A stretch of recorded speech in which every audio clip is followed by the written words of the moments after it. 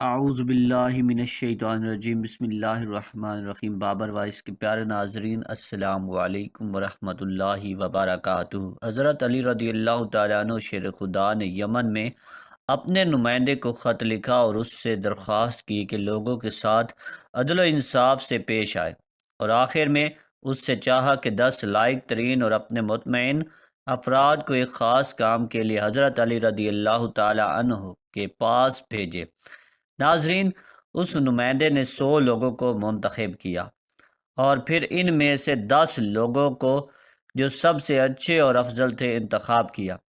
ان 10 لوگوں میں سے عبد الرحمن ابن ملجم مرادی بھی شامل تھا۔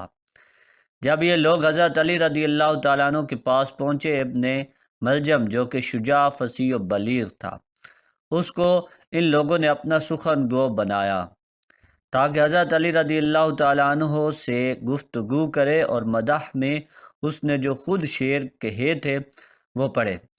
اس کی تمام باتوں میں ایک بات یہ تھی کہ ہم فخر کرتے ہیں کہ آپ فرما دیں کہ ہم سب غلامی کریں اور ہماری تلواریں آپ کے دشمنوں کے لیے آمادہ ہیں۔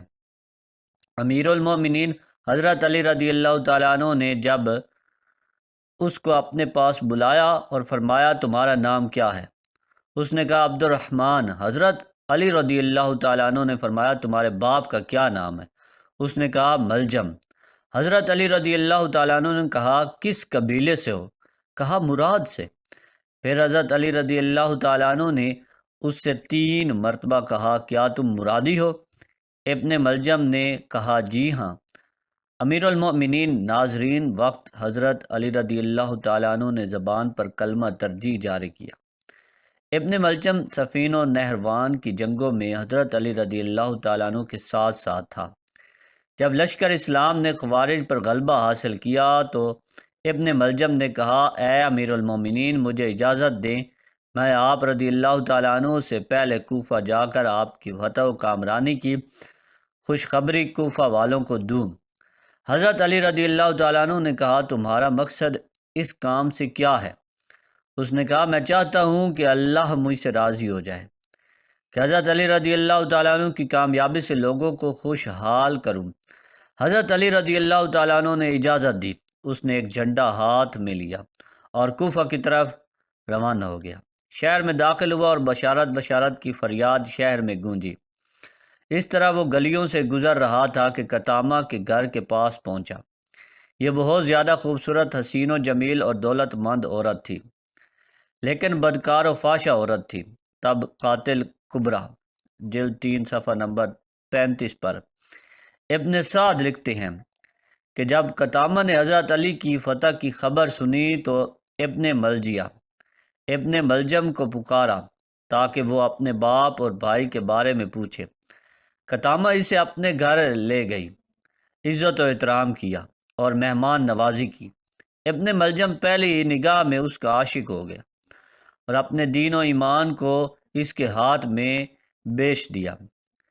قطامہ نے اپنے باپ اور بھائی کے بارے میں پوچھا جو سپاہ خوارج میں سے تھے۔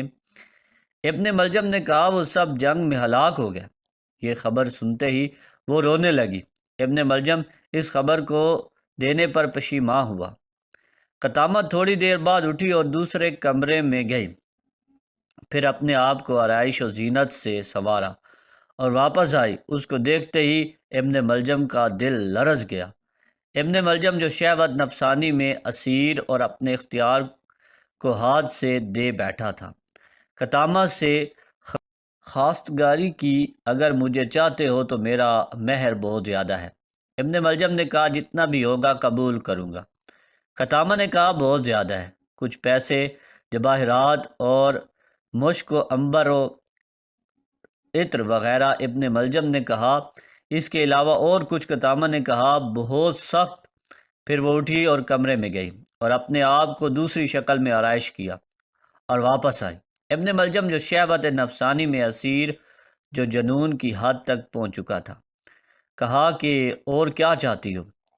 قطامہ نے کہا حضرت علی رضی اللہ تعالیٰ عنہ کا قتل۔ ابن ملجم ایک دم لرزا اور پریشان ہوا۔ اس سے اگلے دن ابن ملجم کو اطلاع ملی کہ یمن میں اس کا باپ اور چچا مارے گئے ہیں اور اب وہ اپنے باپ اور چچا کی وراثت کا اکیلا مالک ہے۔ یہ سنتے ہی ابن ملجم یمن روانہ ہوا تاکہ بے تحاشا دولت لے کر قطامہ کے قدموں میں ڈال دے۔ وہاں پہنچ کر اس نے سب جائیداد کو فروخت کیا اور مال و دولت لے کر چل پڑا۔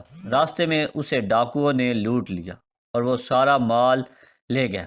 ابن ملجم جنگل میں سرگردہ تھا، لیکن تھوڑی دیر بعد ایک قافلے سے جا ملا اور ان کے ساتھ ہم سفر ہو گیا۔ قافلے میں وہ دو شخص کا دوست ہو گیا۔ ان دونوں کا تعلق حوارث سے تھا۔ ان لوگوں نے کہا، ہم نے عہد کیا ہے کہ علی، معاویہ اور عمر بن عاص کو قتل کریں گے۔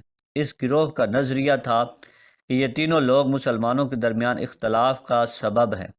چنانچہ عبد الرحمن نے قبول کیا کہ وہ حضرت علی رضی اللہ تعالیٰ عنہ کو شہید کرے گا۔ وہ کوفہ پہنچا اور سیدھا قدامہ کے گھر گیا۔ یہ فحشہ اور خود فروش عورت اس کے لیے شہید قراب لائی اور ابن ملجم مست ہوا اور پھر قدامہ کے پاؤں پر گرا اور اس کے وصال کی خواہش کی، لیکن قدامہ نے کہا، جب تک حضرت علی کو شہید نہیں کرو گے تب تک ایسا نہیں ہو سکتا۔ ابن ملجم جو مجنون و پاگل ہو گیا تھا، اس نے کہا، ابھی جاتا ہوں اور حضرت علی کو شہید کرتا ہوں۔ قدامہ نے کہا، اس طرح نہیں، بلکہ قتل کے لیے مقدمات ضروری ہیں۔ اس نے ابن ملجم کی تلوار لی اور اسے کچھ پیسے دے کر اسے تیز کروایا، پھر کچھ درہم دے کر اس تلوار کو زہر آلود کروایا، اور اس رات بد نصیب بے حیا نے محراب مسجد کوفہ میں داماد رسول شیر خدا حضرت علی رضی اللہ تعالیٰ عنہ پر وار کیا اور تلوار سے ایسا زخم لگایا جس کے اثر سے 2 روز بعد 21 رمضان المبارک کو حضرت علی رضی اللہ تعالیٰ عنہ شہید ہو گیا۔ کوفہ میں کوہرام مچ گیا۔ ابن ملجم کو گرفتار کر لیا گیا۔ حضرت امام حسن اپنے والد محترم حضرت علی کی میت کو نجف اشرف میں دفنا کر کوفہ واپس آئے تو حضرت علی رضی اللہ تعالیٰ عنہ سے پیار کرنے والوں نے حضرت امام حسن کو ممبر پر بیٹھ کر خطبہ دینے کا کہا۔ حضرت امام حسن رضی اللہ تعالیٰ عنہ ممبر پر بیٹھ گئے۔ آپ رضی اللہ تعالیٰ عنہ اتنے زیادہ غمگین تھے کہ آپ سے بولا نہیں جا رہا تھا۔ حضرت امام حسن رضی اللہ تعالیٰ عنہ جب تھوڑے سے پرسکون ہوئے تو کھڑے ہو کر بڑے جوش سے خطبہ دیا۔ خطبے کے بعد آپ رضی اللہ تعالیٰ عنہ نے حکم دیا کہ عبد الرحمن ابن ملجم کو حاضر کیا جائے۔ جب عبد الرحمن ابن ملجم پیش ہوا، حضرت امام حسن رضی اللہ تعالیٰ عنہ نے اپنے والد محترم حضرت علی رضی اللہ تعالیٰ عنہ کی وصیت کے مطابق عبد الرحمن ابن ملجم پر ایک خاصی ضرب لگائی۔ ابن ملجم ضرب لگنے سے جہنم میں پہنچ گیا۔